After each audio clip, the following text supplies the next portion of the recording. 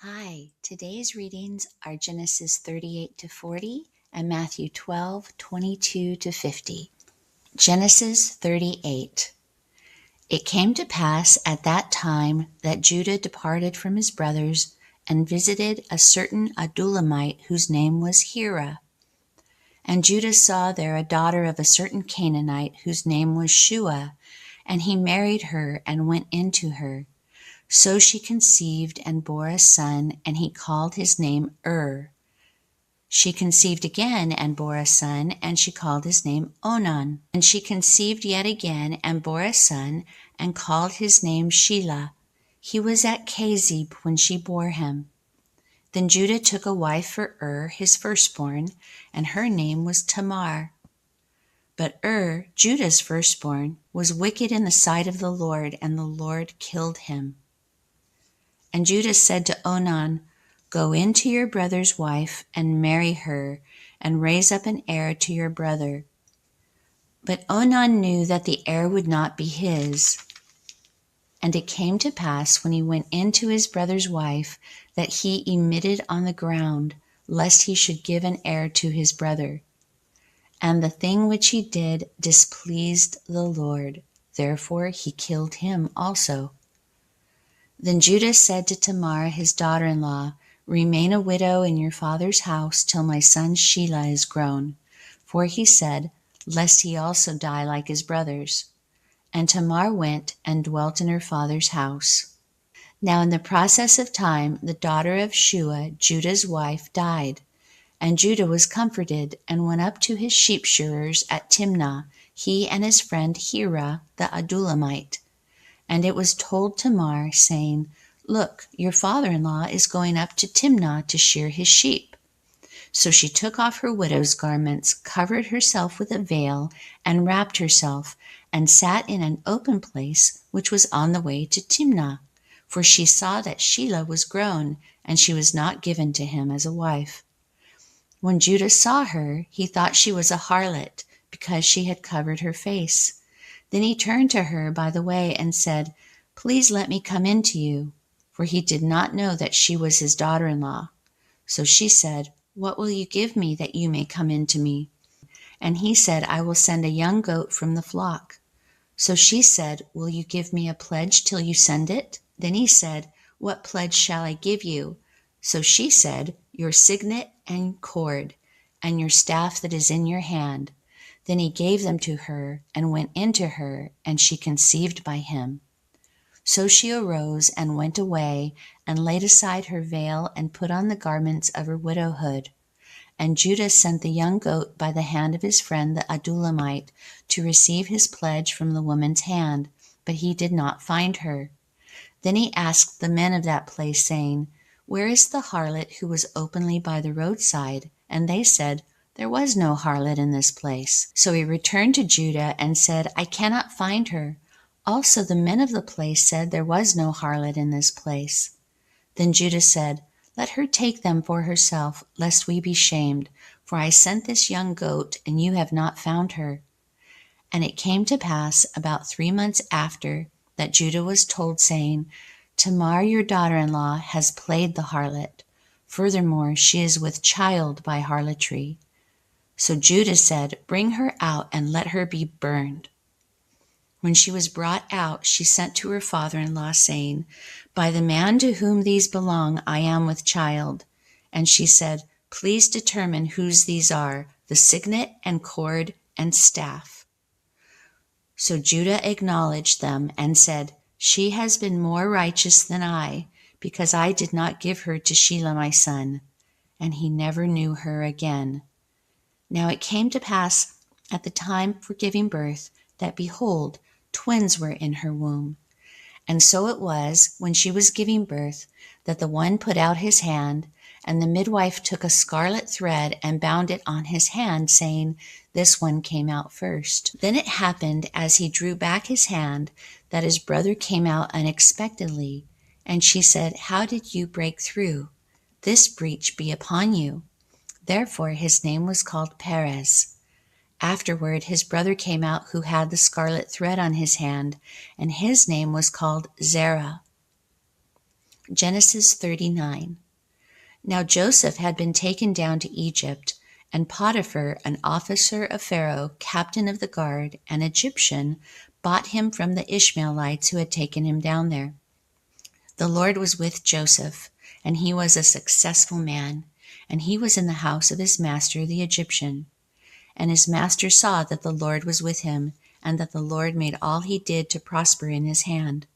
So Joseph found favor in his sight, and served him. Then he made him overseer of his house, and all that he had put under his authority. So it was, from the time that he had made him overseer of his house, and all that he had, that the Lord blessed the Egyptian's house for Joseph's sake. And the blessing of the Lord was on all that he had in the house and in the field. Thus he left all that he had in Joseph's hand, and he did not know what he had except for the bread which he ate. Now Joseph was handsome in form and appearance. And it came to pass after these things that his master's wife cast longing eyes on Joseph, and she said, "Lie with me." But he refused and said to his master's wife, "Look, my master does not know what is with me in the house, and he has committed all that he has to my hand. There is no one greater in this house than I, nor has he kept back anything from me but you, because you are his wife. How then can I do this great wickedness and sin against God?" So it was, as she spoke to Joseph day by day, that he did not heed her, to lie with her or to be with her. But it happened about this time, when Joseph went into the house to do his work, and none of the men of the house was inside, that she caught him by his garment, saying, "Lie with me." But he left his garment in her hand and fled and ran outside. And so it was, when she saw that he had left his garment in her hand and fled outside, that she called to the men of her house and spoke to them, saying, "See, he has brought in to us a Hebrew to mock us. He came in to me to lie with me, and I cried out with a loud voice. And it happened, when he heard that I lifted my voice and cried out, that he left his garment with me and fled and went outside." So she kept his garment with her until his master came home. Then she spoke to him with words like these, saying, "The Hebrew servant whom you brought to us came in to me to mock me. So it happened, as I lifted my voice and cried out, that he left his garment with me and fled outside." So it was, when his master heard the words which his wife spoke to him, saying, "Your servant did to me after this manner," that his anger was aroused. Then Joseph's master took him and put him into prison, a place where the king's prisoners were confined, and he was there in the prison. But the Lord was with Joseph and showed him mercy, and he gave him favor in the sight of the keeper of the prison. And the keeper of the prison committed to Joseph's hand all the prisoners who were in the prison. Whatever they did there, it was his doing. The keeper of the prison did not look into anything that was under Joseph's authority, because the Lord was with him, and whatever he did, the Lord made it prosper.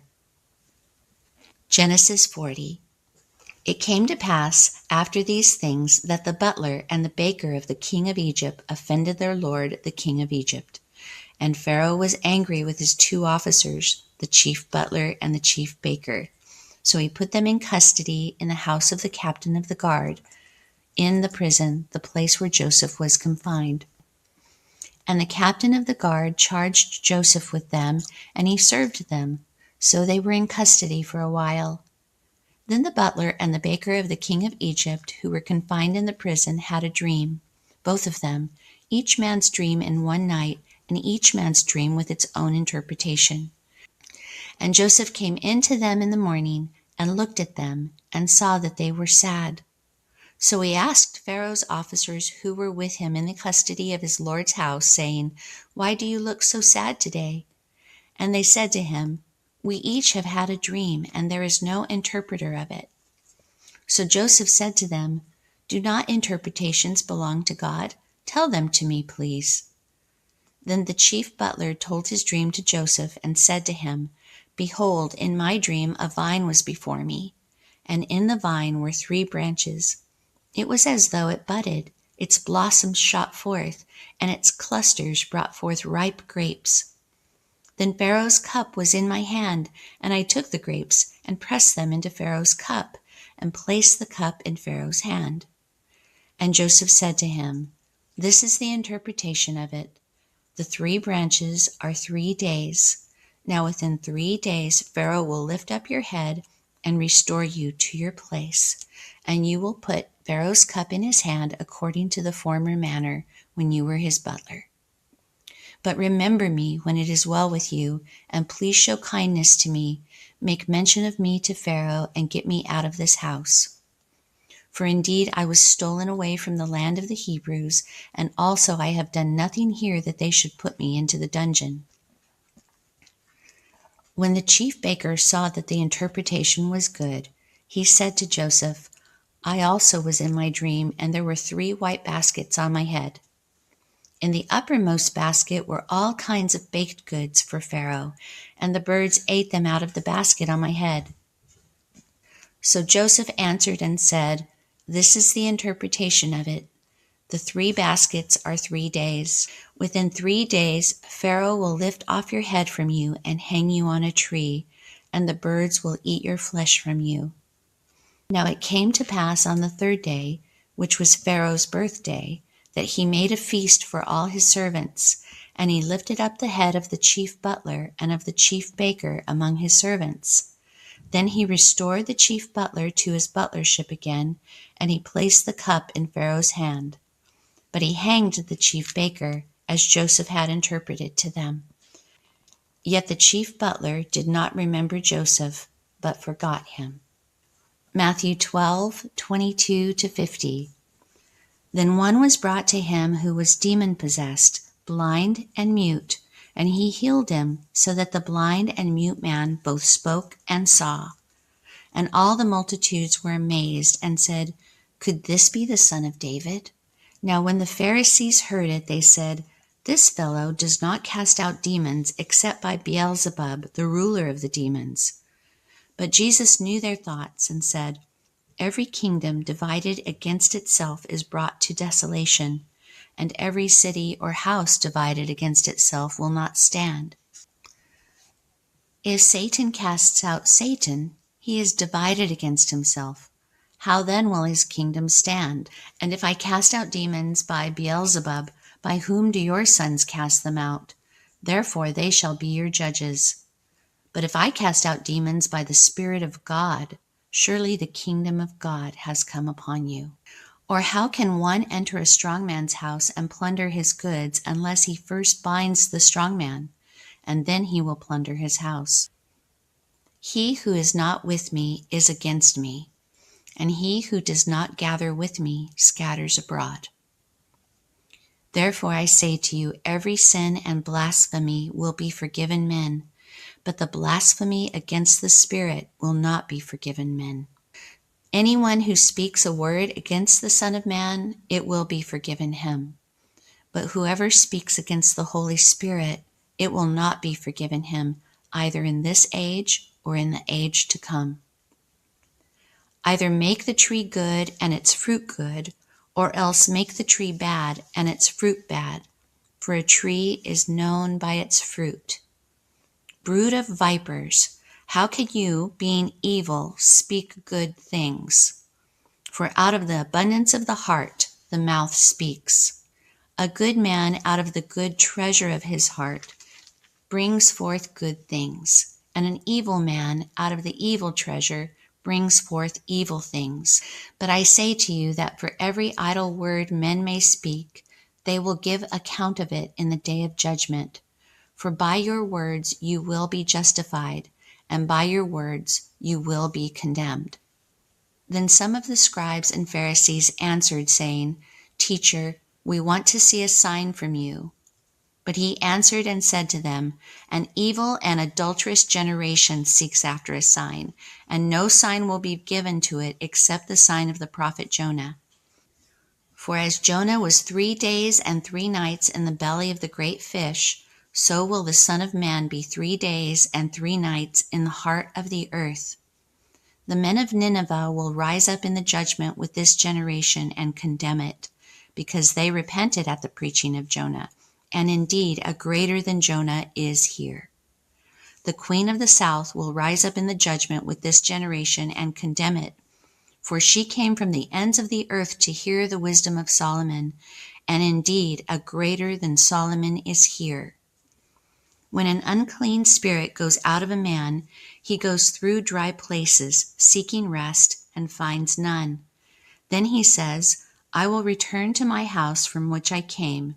And when he comes, he finds it empty, swept, and put in order. Then he goes and takes with him 7 other spirits more wicked than himself, and they enter and dwell there. And the last state of that man is worse than the first. So shall it also be with this wicked generation.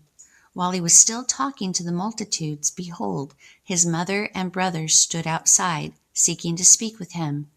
Then one said to him, Look, your mother and your brothers are standing outside, seeking to speak with you. But he answered and said to the one who told him, Who is my mother, and who are my brothers? And he stretched out his hand toward his disciples and said, Here are my mother and my brothers. For whoever does the will of my Father in heaven is my brother and sister and mother.